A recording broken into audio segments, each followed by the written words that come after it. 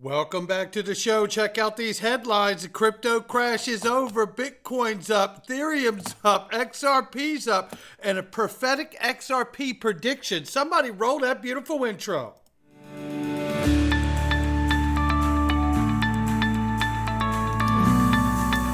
Digital Perspectives with Brad Kimes. Come on in.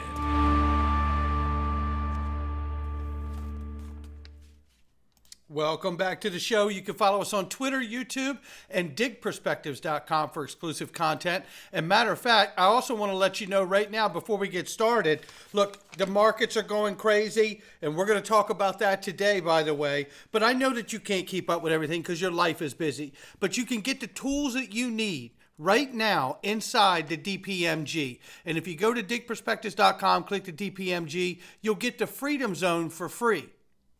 That's how that happens.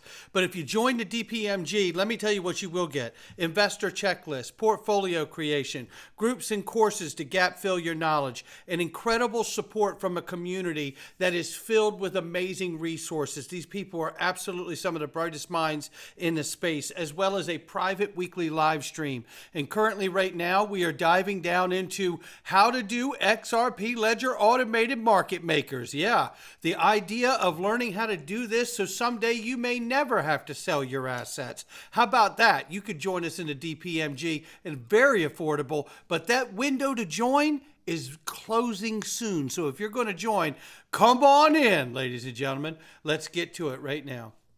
We see the market is 2.42 trillion and the market is up 4.8%. Good morning, crypto. Yeah. I love the smell of crypto in the morning. 62,800 plus for Bitcoin. 10% on the 7-day and half of that, just over, on the 24-hour. You can see the markets are turning, and we're going to tell you why I believe that is here in a second. Ethereum up 5.4, 10.3 on the 7-day, looking at 3,300 plus. USD Tether 112.5 billion plus market cap. USDC is 33.9 billion. XRP is 52 cents. Now, we're off 0.6% in the 24-hour, but we're up 19.5%. And over 23% just a few hours ago this morning. So everything is up, and we have some other things to look at today. Range of price between 52 and 54 cents. Let's get started. The Blockchain Association has been asked to participate in that high-level discussion with the White House, along with others like Mark Cuban, the Honorable Cristian Carlo representing Paxos, and Circle. Dante Disparte was there, and we know Brad Garlinghouse from Ripple, and so many more were there. But what came of it all? Well, I played over the weekend a take from Perry Ann Boring, but I want to give you this take from Ron Hammond real quick. And many Democrats in the House and the Senate were opening up more to crypto, but yet, Biden ultimately vetoed SOB 121. I know you weren't there at the roundtable, but Kristen, who heads up the Blockchain Association, was there. What are some of the takeaways you heard? Yeah, I was over in the Senate dealing with the Agriculture Committee, which I'm sure we'll get into that next. But Rokon, for those who don't know, he represents the Silicon Valley area. And actually, he's been pretty good on crypto for quite some time. He's been very, very supportive of it. It's been speaking at conferences for quite some time as well. His staff has been someone I personally worked with a lot. As we're co-sponsors of the Token Taxonomy Act, which is the bill I worked on with Warren Davidson, which was that bipartisan crypto regulatory framework. And we've seen several iterations now turn to FIT 21 because of that. And Rokon has supported FIT 21. So this is Rokon really taking the lead. He does view himself as a leader in the Progressive Party. I know a lot of folks think it's more the squad, but Rokon does represent kind of more of a tech optimistic view on the progressive side. That's very different from some on the other side of the progressive front. Again, this is like Richie Torres here, this is your Ro Khanna, and they brought a lot of these execs from the crypto industry together, as well as several colleagues from the House and the Senate and the White House, who were all Democrats, who all came in to hear them out. And every folks I talked to, both including my CEO, Kristen Smith, I talked to several folks from Block, for example. We also had Kraken there as well, Coinbase, and several others who participated, like Paul Grewal and such. They all said positive things. At least I talked about a half dozen folks who participated, all positive across the board. And the White House did send a top 5 official. Those are heavily involved in the policy here. And again, regardless of your view of Joe Biden personally, the staff are very, very important. And especially for a week like this, given the whole political apparatus around Joe Biden, for the White House to take an hour of their time and have a constructive meeting. And again, it didn't seem like it was kind of a BS meeting. Every single participant I talked to said it was a very legit meeting. Okay.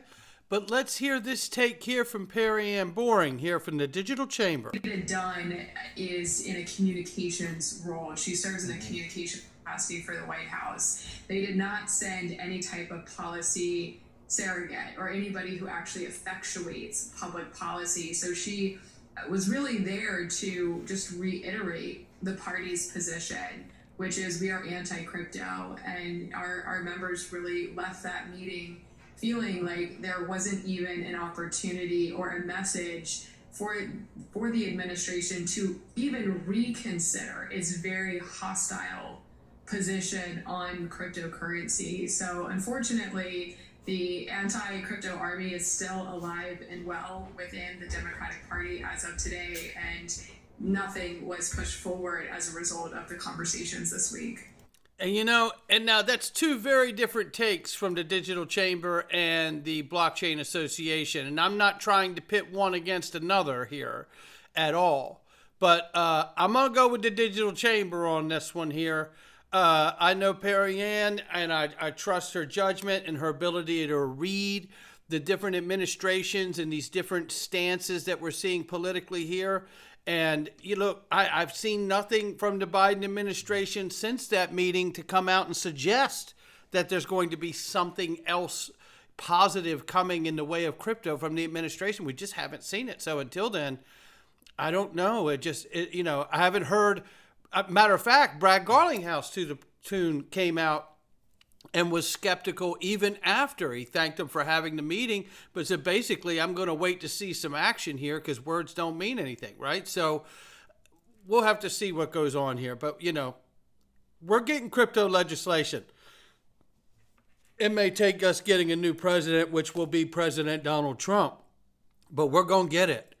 And they're going to make sure they take care of him so they can't do what they did to him this weekend. I can bet your ass that too. BlackRock assets now at 10.6 trillion, a new all-time world record after 600 billion in growth alone this year.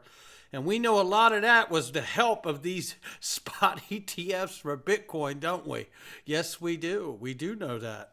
And this here is a reminder about Project Nexus with the BIS and how they're connecting all these different central banks together. Remember, we've recovered years and years of this interpayment testing and piloting going on. Now they've expanded with 5 central banks have interconnected their instant payment systems, creating a framework for a faster, more affordable cross-border payments globally. And it starts with India, Malaysia, the Philippines, Singapore, and Thailand, which happen to be huge countries that Ripple just happens to have deep relationships, partnerships, and ties with. This is super, super exciting. Now, we can't prove that connection, but I did want to remind everybody that, we know Ripple joined the BIS task force, so we're waiting for that clear, direct connection, although we have the indirect connections, but we don't know for sure how deeply Ripple is involved, but it would obviously appear that Ripple is playing a major role in that Project Nexus with the BIS and all those central banks. We'll see. Right here, however, though, big break here from Bitcoin, LFG. It says Bitcoin hit 63,000. Germany sold for 55,000. This is what everyone is pointing to where the recent crypto crash came from. And Germany has announced that they've sold all the Bitcoin that they had. And now that they've done that, I think it was $2.9 billion worth, or the last tranche was, one or the other. However it goes, they're done selling, and look at that. The market's come back up again. It's not a shock, right? Not a shock. All right, now we're going to get into some stuff here as XRP volume skyrockets 56%. Man, now imagine what kind of percent volume increases we're going to see once we get legislation in place that allows the financial institutions to no longer be held back from the OCC, the SEC, the U.S. Treasury, and any other agency out here that's looking to intervene. Once we get that legislative clarity, boy, this XRP volume, I think, is going to make this look like baby stuff. Speaking of which, we have seen a real bullish shift. And I mean from a lot of different technical analysts. Now, we know we've had the ones out here that are the OGs in the space come on in. But this is really like we're seeing some positive shifts where they are seeing things on these charts now, and they're back to these massive predictions of XRP price. Now, with that being said, none of this is financial advice. We're just looking at this information. And I can tell you, I have a plan for $5 to $10 XRP, just like I have a plan for 4 and 5 digit XRP. I also have a plan to not sell XRP for the rest of my life when automated market makers really get turning these fees. So there's all kinds of options out here at how we can pursue our future and our portfolio, right? But here is an analyst predicting XRP to $150 as it flashes strong buy signal on the Bollinger Bands. Now, we don't need to get into that part. There's a lot to go over today. But this isn't the only one that we're seeing. Call me delusional, but this particular influencer thinks that XRP could flip XRP in this next market cycle and maybe even Bitcoin. How about that? And that person is Crypto Bitlord. Yeah, he's been around here for a long time. Brandon Biggs is a Christian prophet who accurately predicted Donald Trump's assassination attempt 3 months before it happened.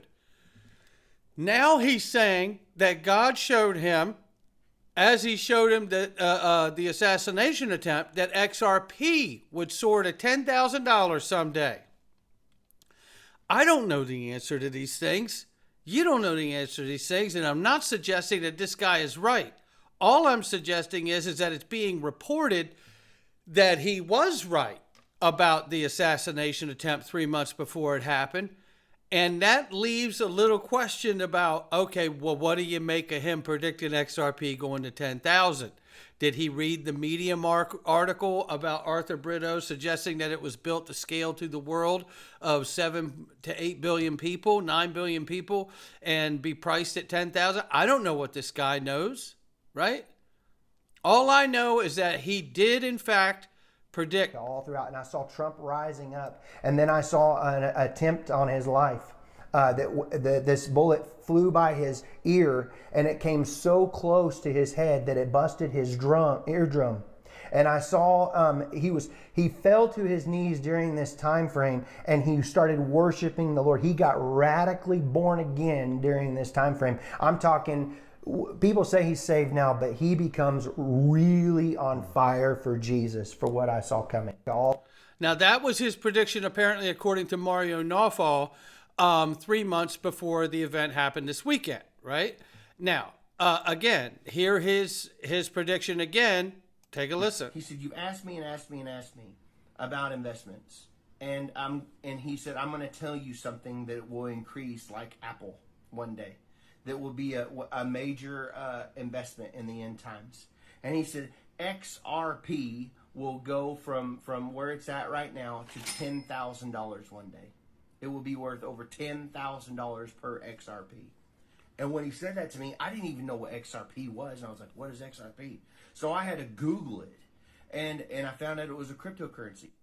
And there you have it. Now, listen, I don't know. We go with the technical analysts, that aren't so prophetic, but more to the charts, right? But listen, all I'm showing this for is because I found it pretty interesting that the guy was able to predict an assassination attempt that none of us saw coming, right? And what I'll bring it back home, I'll bring us back onto our ground on the feet here, feet on the ground, I should say, is Dark Defender, one of the OGs, and shout out to Egg Rag Crypto is another one as well.